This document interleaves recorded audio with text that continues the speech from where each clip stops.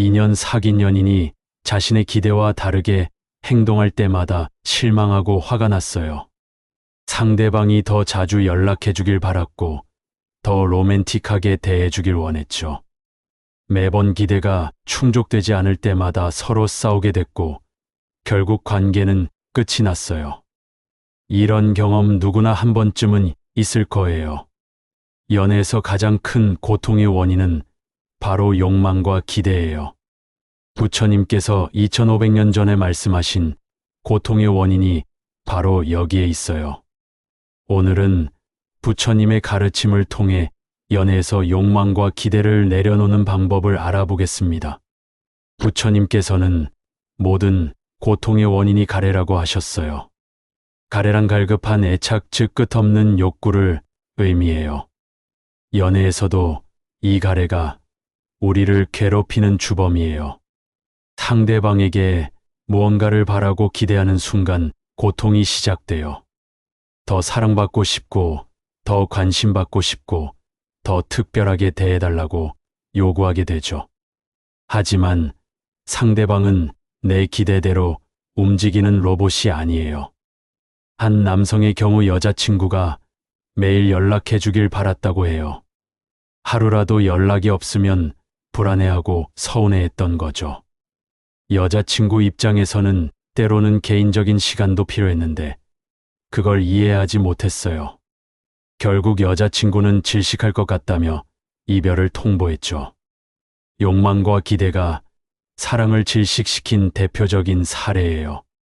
부처님께서는 욕망에는 3가지 종류가 있다고 하셨어요. 첫 번째는 감각적 욕망이에요. 연애에서는 스킨십이나 로맨틱한 분위기에 대한 욕구가 여기에 해당해요. 두 번째는 존재에 대한 욕망이에요. 상대방과 영원히 함께하고 싶다거나 결혼하고 싶다는 마음이 이에 해당하죠. 세 번째는 비존재에 대한 욕망이에요. 상대방의 나쁜 면이 없어졌으면 좋겠다거나 과거의 연인은 잊어버렸으면 좋겠다는 마음이에요. 이 모든 욕망들이 우리를 괴롭히는 원인이 돼요. 그렇다면 어떻게 이런 욕망과 기대를 내려놓을 수 있을까요? 첫 번째 방법은 무상함을 깨닫는 거예요. 부처님께서는 이 세상 모든 것이 변한다고 하셨어요. 연애 관계도 마찬가지로 계속 변화해요. 처음에는 달콤했던 관계도 시간이 지나면서 평범해지고 때로는 지루해지기도 해요.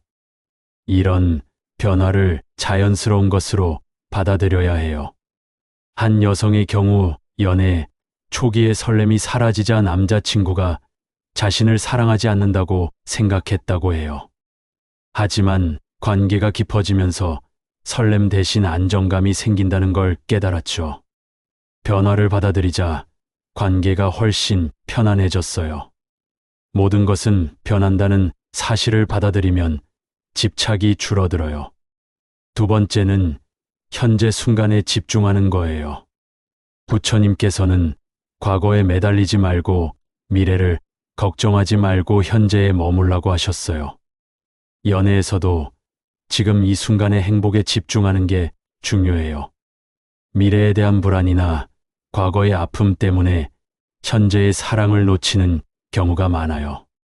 상대방과 함께 있는 지금 이 순간이 소중하다는 걸 깨달아야 해요.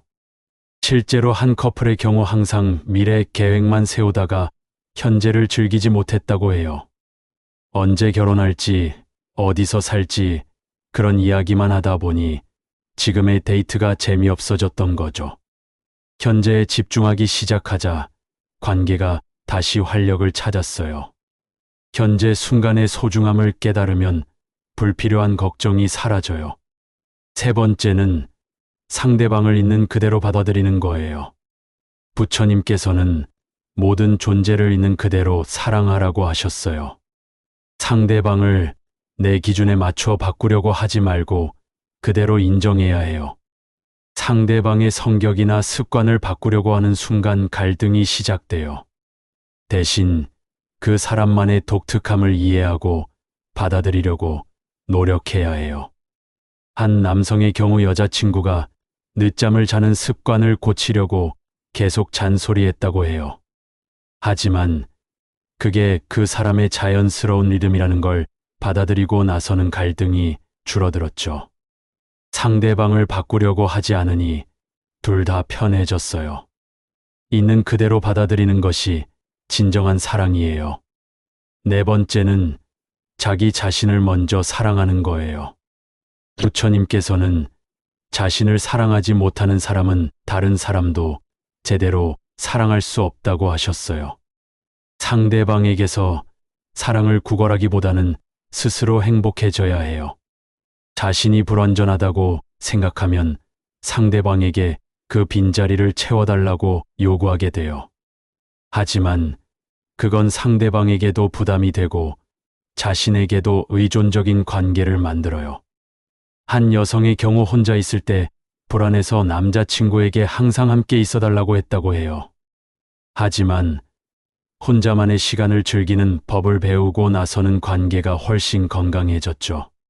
서로에게 의존하지 않으니 더 진정한 사랑이 가능해졌어요. 자립적인 사랑이 더 아름다워요. 다섯 번째는 베풀매 기쁨을 아는 거예요. 부처님께서는 주는 것이 받는 것보다 복되다고 하셨어요. 연애에서도 상대방에게서 무언가를 얻으려고 하기보다는 주려고 해야 해요. 사랑을 받으려고만 하면 항상 부족함을 느끼게 돼요. 하지만 사랑을 주는데 집중하면 오히려 마음이 풍족해져요. 실제로 한 남성은 여자친구에게 사랑받으려고만 했는데 항상 만족스럽지 않았다고 해요. 하지만 여자친구를 위해 뭔가 해주는데 집중하기 시작하자 마음이 편안해졌죠. 주는 것 자체에서 행복을 찾게 된 거예요. 베푸는 마음이 진정한 행복을 가져다 줘요. 여섯 번째는 감사하는 마음을 갖는 거예요. 부처님께서는 모든 것에 감사하라고 하셨어요. 연애에서도 당연하게 여기지 말고 매 순간 감사해야 해요. 상대방이 해주는 작은 일들도 소중하게 여기고 고마워하는 마음을 가져야 해요. 당연하게 생각하는 순간 더 많은 걸 요구하게 되거든요. 한 커플의 경우 서로에게 당연한 것이 없다고 생각하고 항상 고마워했다고 해요. 작은 것 하나에도 감사 표현을 하니까 서로 더 잘해주고 싶어졌던 거죠. 감사의 마음이 선순환을 만들어낸 거예요. 감사는 관계를 더욱 단단하게 만들어요. 일곱 번째는 중도의 길을 걸어가는 거예요. 부처님께서는 극단을 피하고 중간길을 가라고 하셨어요. 연애에서도 너무 집착하지도 말고 너무 무관심하지도 말아야 해요. 적당한 거리와 적당한 관심이 건강한 관계를 만들어요.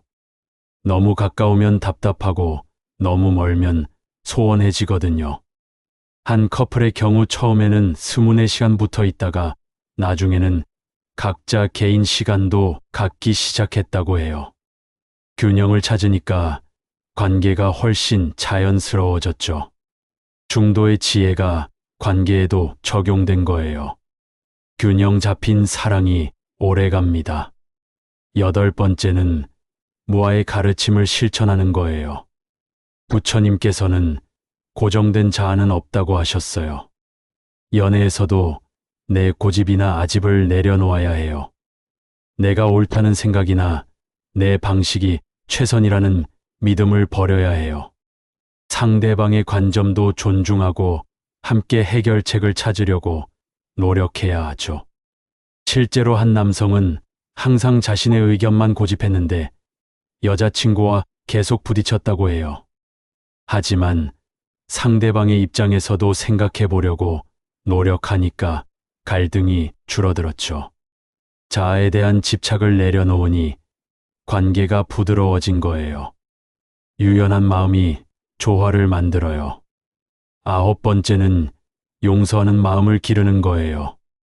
부처님께서는 분노는 독을 마시고 상대방이 죽기를 바라는 것과 같다고 하셨어요. 연애에서도 원망하거나 복수하려는 마음을 버려야 해요. 상대방이 실수하거나 상처를 줬을 때도 용서할 수 있어야 해요. 용서는 상대방을 위한 게 아니라 자신의 마음의 평화를 위한 거거든요. 한 여성의 경우 남자친구가 약속을 잊어버렸을 때 며칠 동안 화를 냈다고 해요. 하지만 용서하고 나니까 마음이 편안해졌고 관계도 회복됐죠.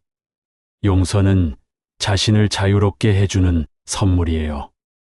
용서는 자신을 위한 선택이에요. 10번째는 지혜로 분별하는 능력을 기르는 거예요. 부처님께서는 옳고 그름을 분별할 줄 알아야 한다고 하셨어요. 연애에서도 건전한 기대와 불건전한 욕망을 구분할 줄 알아야 해요. 상대방을 존중하고 배려하는 마음은 좋은 거예요. 하지만 상대방을 통제하거나 소유하려는 마음은 버려야 하죠. 실제로 한 커플의 경우 서로를 위하는 마음과 독점하려는 마음을 구분하기 시작했다고 해요. 건전한 관심은 표현하되 불건전한 집착은 내려놓으려고 노력했던 거죠. 지혜로운 분별이 관계를 성숙하게 만들어줬어요. 지혜로운 사랑이 진정한 사랑이에요. 11번째는 자비심을 기르는 거예요. 부처님께서는 모든 중생을 자비로 대하라고 하셨어요. 연애에서도 상대방의 아픔과 어려움을 이해하려고 노력해야 해요. 상대방이 힘들어할 때 그 마음을 헤아리고 위로해 주는 것이 진정한 사랑이에요. 내 기분만 생각하지 말고 상대방의 입장에서도 생각해야 하죠.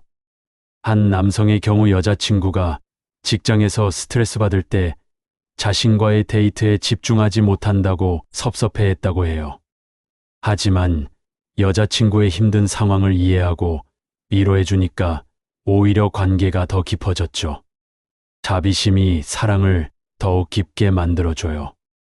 이해와 배려가 사랑을 키워요. 12번째는 평등심을 기르는 거예요. 부처님께서는 모든 존재가 평등하다고 하셨어요. 연애에서도 상하관계가 아니라 평등한 동반자 관계를 만들어야 해요. 누가 더 우위에 있거나 누가 더 희생해야 한다는 생각을 버려야 해요. 서로 다른 존재이지만 동등한 가치를 가진 사람들이라는 걸 인정해야 하죠. 실제로 한 커플의 경우 처음에는 한쪽이 계속 맞춰주는 관계였다고 해요. 하지만 평등한 관계로 바꾸니까 둘 다 더 행복해졌죠. 서로를 동등하게 대하니까 진정한 파트너십이 생긴 거예요. 평등한 사랑이 건강한 사랑이에요. 13번째는 무집착의 자유로움을 누리는 거예요. 부처님께서는 모든 집착에서 벗어나야 진정한 자유를 얻는다고 하셨어요. 연애에서도 상대방에게 집착하지 않을 때 진정한 사랑이 가능해져요.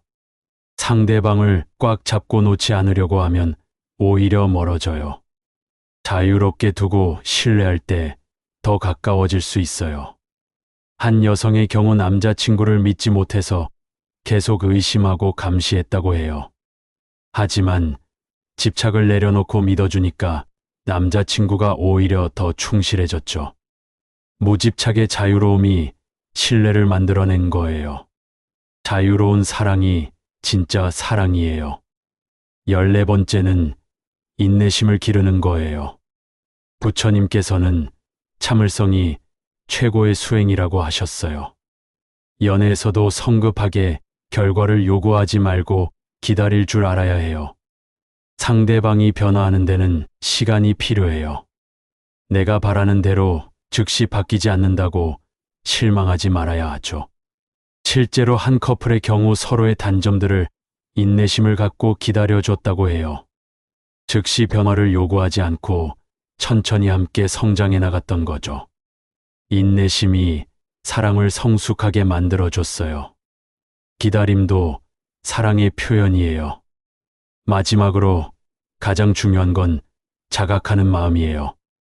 부처님께서는 깨어있는 마음으로 살라고 하셨어요. 연애에서도 자신의 마음 상태를 항상 점검해야 해요. 지금 내가 욕심을 부리고 있는 건 아닌지, 기대를 너무 하고 있는 건 아닌지 스스로 살펴봐야 해요. 자각하는 순간 집착에서 벗어날 수 있어요. 한 남성의 경우 자신의 질투심을 객관적으로 관찰하기 시작했다고 해요. 감정이 일어날 때마다 아, 내가 지금 질투하고 있구나 하고 알아차렸던 거죠. 자각하니까 감정에 휘둘리지 않게 됐어요. 깨어있는 마음이 자유를 가져다 줘요. 욕망과 기대를 내려놓는 것이 사랑을 포기하는 건 아니에요. 오히려 더 순수하고 진정한 사랑을 할 수 있게 해주는 거예요. 조건 없는 사랑, 계산 없는 사랑이 가능해지는 거죠. 처음에는 어려울 수 있어요. 오랫동안 갖고 있던 습관을 바꾸는 건 쉽지 않거든요. 하지만 조금씩 연습하면 분명 달라질 수 있어요. 상대방을 바꾸려고 하지 말고 자신을 바꿔보세요. 상대방에게서 무언가를 얻으려고 하지 말고 주는 기쁨을 느껴보세요. 미래를 걱정하지 말고 현재 순간의 소중함을 깨달아 보세요. 부처님의 가르침은 2500년 전 것이지만 지금도 유효해요. 욕망과 집착이 고통의 원인이라는 진리는 변하지 않거든요. 연애에서 진정한 행복은 많이 받을 때가 아니라 욕망을 내려놓을 때 찾아와요. 기대를 버릴 때 오히려 더 큰 선물이 찾아오는 경우가 많아요. 부처님의 지혜로 사랑하면 고통 없는 사랑, 자유로운 사랑이 가능해져요. 내려놓는 용기를 가져보세요. 그 순간 진정한 사랑이 시작될 거예요.